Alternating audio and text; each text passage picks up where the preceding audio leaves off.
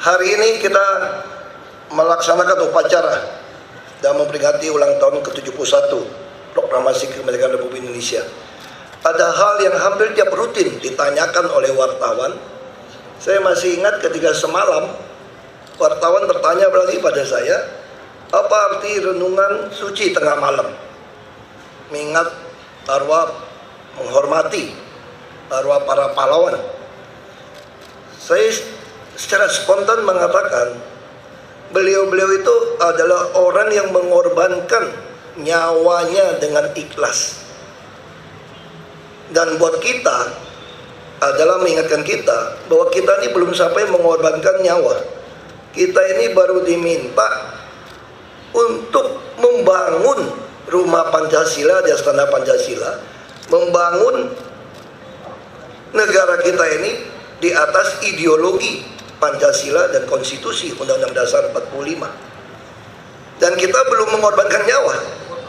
Hanya diminta tidak terima suap, hanya diminta tidak berpihak untuk sama-sama membangun. Dan kemarin menarik juga ketika menunggu pidato presiden di MPR, saya sempat ngobrol dengan ketua MPR. Ketua MPR mengatakan satu kalimat yang menarik waktu dia pidato, lalu saya sampaikan, Bapak seorang negarawan sejati dengan pidato Bapak. Lalu beliau cerita, saya kalau keliling Indonesia untuk menjelaskan 4 pilar, yakni Pancasila, Undang-Undang Dasar 45, NKRI, dan Bhinneka Tunggal Ika. Itu saya bisa dengan cepat 5 menit saya langsung tanya. Di sini ada orang Aceh, ada Jawa, ada Batak, ada Ambon, ada Manado, ada Makassar, ada Papua. Umumnya angkat tangan. Lalu beliau mengatakan, mau suku apapun kalian, kalian berhak menduduki jabatan apapun di NKRI ini. Lalu yang kedua katanya, saya sering juga bertanya begini, ada yang Islam, banyak angkat tangan. Ada yang Kristen, Katolik, atau Hindu, Buddha. Lalu ada yang angkat tangan. Lalu beliau mengatakan, apapun agama Anda berhak menduduki jabatan apapun di negara kesatuan Republik Indonesia ini. Nah, itulah hakikat kita berbangsa dan bernegara.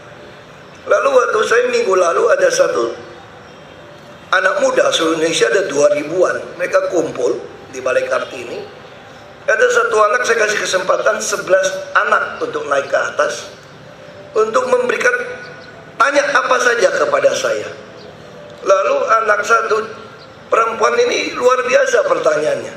Kalau Bapak bisa jadi Superman, ini nggak bisa manusia jadi Superman.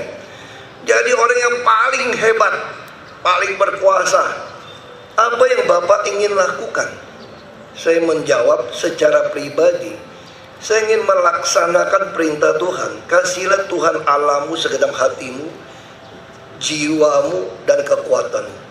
Dan yang kedua sama dengan itu, kasihlah sesamamu manusia seperti dirimu sendiri.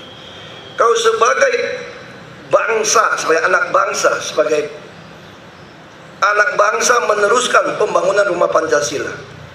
Saya katakan saya ingin bisa melaksanakan ketuhanan yang Maha Esa, sekaligus bisa melaksanakan keadilan sosial bagi seluruh rakyat Indonesia. Kalau di dalam agama Islam itu kita ingin bisa melakukan hablum min Allah dan hablum minanas. Jadi pada kedua inilah tergantung seluruh hukum Taurat dan kitab Nabi. Ideologi kita ini pada dua inilah semua sila ini masuk semuanya. Lalu apalagi yang kita ingin lakukan? Tugas kita adalah membangun rumah Pancasila. Ketika semua suku bangsa, anak bangsa manapun di tanah air ini dalam menyongsong mengisi kemerdekaan yang dasar fondasi telah diletakkan dengan mengorbankan nyawa Pancasila dan Undang-Undang Dasar 45, siapapun yang ingin membongkar fondasi, kita lawan. Jelas kita akan lawan fondasi. Hari ini kita berbicara berbondong-bondong, berebut-rebutan membangun, mewujudkan rumah Pancasila. Ketika saudara beriman hanya pada ketuhanan yang Maha Esa, tapi mengabaikan keadilan sosial bagi seluruh rakyat Indonesia, maka Anda sesungguhnya bukan hanya mengkhianati ideologi negara ini, tapi saudara-saudara termasuk saya menghina firman Tuhan. Karena firman Tuhan begitu jelas mengatakan hablum minallah, hablum minanas, atau kasih Tuhan Allahmu dan kasih sama manusia. Jadi kalau ibadah Anda semakin beribadah, semakin tidak adil, semakin menghabisi orang lain karena bukan keadilan sosial, maka saudara salah iman, salah menetapkan Tuhan, salah berbangsa dan bernegara. Nah, saya yakin ketika kita berbondong-bondong, maka kita akan jauh lebih cepat dari negara, mungkin negara Amerika pun akan kalah prestasi, kita akan jauh lebih cepat. Dalam 71 tahun merdeka, kita memiliki banyak kesempatan. Banyak kesempatan, semua suku, agama, ras, turunan apapun saudara berhak mendapatkan posisi apapun di negara kesatuan Republik Indonesia ini. Negara yang besar-besar butuh seratusan tahun. Kita hanya di bawah 70 tahun kita mampu. Karena itu, sekali lagi, kita dengan bangga dan semangat ketika negara ketemu negara lain, apa yang ditonjolkan? Salah satu adalah lambang negara kita, Garuda Pancasila. Garuda Pancasila akan berdiri gagah di hadapan burung-burung elang maupun lambang-lambang apapun dari bangsa lain ketika Pita Bhinneka Tunggal Ika, ketika perisai Pancasila, kita dengan gagah berani berdiri tegap. Kalau tanpa Pita Bhinneka Tunggal Ika, tanpa tameng Pancasila, maka burung Garuda kita akan lemah, akan goyah, dan gampang diserang. Karena itu saya yakin di dalam HUT ke-71 ini, warga Jakarta juga harus tertib. Dari tertib buang sampah, tertib berlalu lintas, tertib berjualan, tertib hunian, sampai tertib demonstrasi. Kita telah menyiapkan Taman Pandang Istana. Kita sedang nego membeli bekas kedutaan besar Inggris untuk membangun taman aspirasi, sehingga demo pun kita harus jadi bangsa yang tertib. Nah, inilah harapan kita. Target kita sangat jelas. Kalau kita lihat pembukaan dari proklamasi, jelas kita sampaikan bahwa kita ingin targetnya, kalau saya singkat, target kita adalah membangun manusia. Maka kalau kita nyanyi lagu Indonesia, kita bangun jiwa dan baru badan. Nah, target DKI sangat jelas. Kita ingin memenuhi otak, perut, dan dompet warga DKI. Kita bersyukur, terima kasih pada seluruh PNS, seluruh yang terlibat. Indeks pembangunan manusia DKI telah mencapai 78,99%. Dunia akan mengakui hebat ketika mencapai angka 80. Kita masih kurang 1,1. Maka kita terus ingin lakukan kesehatan, pendidikan, hak perumahan, tidak boleh ada diskriminasi. Hak tanah, hak usaha juga tidak boleh ada diskriminasi. Saya katakan, kalau rakyat mau makmur, semua harus memiliki lahan. Tahun ini kita akan memulai, siapapun yang ingin mengurus sertifikat yang nilainya di bawah 2 miliar, dia hanya cukup membayar 300.000 saja mendapatkan sertifikat hak milik. Nah, ini akan kita lakukan. Seluruh warga DKI harus memiliki lahan dengan sertifikatnya.